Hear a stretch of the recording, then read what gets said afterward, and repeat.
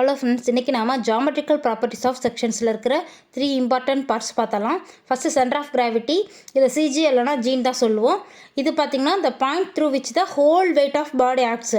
Whole பாடியுமே act ஆகுறப்போ அந்த ஒரு பாயிண்ட்டை தான் நம்ம சென்டர் ஆஃப் கிராவிட்டின்னு சொல்லுவோம்.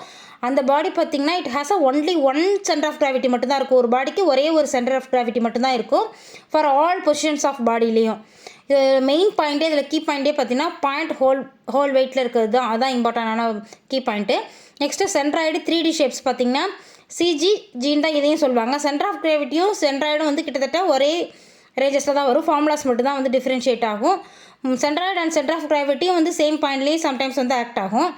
இது பார்த்திங்கன்னா சென்ட்ராய்டுனாலே point at which the total area of பிளேனில் இருக்கிற அந்த ஒரு படத்தில் ஒரு ஃபிகர் எடுத்துக்கிட்டோன்னா அதில் டோட்டல் ஏரியா ஆஃப் பிளேன் தான் அந்த ஏரியா தான் இதில் important.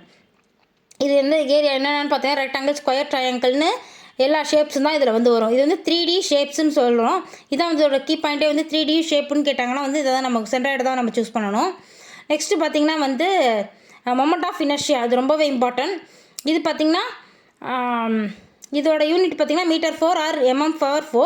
Quantity expressed by body resisting angular acceleration, which is sum of the product of mass of energy particles with the square of a distance from axis of rotation.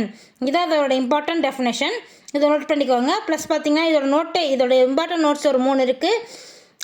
இதோட பார்த்திங்கன்னா இது parallel axis, many parallel ஆக்சிஸில் தான் act ஆகும்.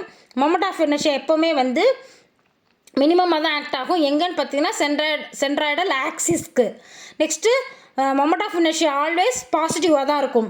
First moment of inertia நம்ம ஏரியாவுக்கு எடுக்கிறப்போ always 0வாக இருக்கும் about centroidal ஆக்சிஸ்லேருந்து. இதில் மெயினே centroidal axis தான். இது பேரலல் ஆக்சிஸாக இருக்கப்போ மொமெண்ட் ஆஃப் இனர்ஷியா மினிமமாக இருக்கும். எப்போவுமே மொமெண்ட் ஆஃப் இனர்ஷியா பாசிட்டிவாக இருக்கும். நெக்ஸ்ட்டு ஃபஸ்ட்டு மொமெண்ட் ஆஃப் இனர்ஷியாவோட ஏரியா 0வாக இருக்கும். இதெல்லாம் ரொம்ப ரொம்ப இம்பார்ட்டண்டான பாயிண்ட்ஸ் ஃப்ரெண்ட்ஸ். கண்டிப்பாக நோட் பண்ணிக்கோங்க.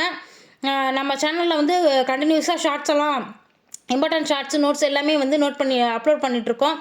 கண்டிப்பாக லைக் அண்ட் சப்ஸ்கிரைப் பண்ண மறந்துடாதீங்க, கமெண்ட் பண்ணவும் மறந்துடாதீங்க friends. Thank you so much friends.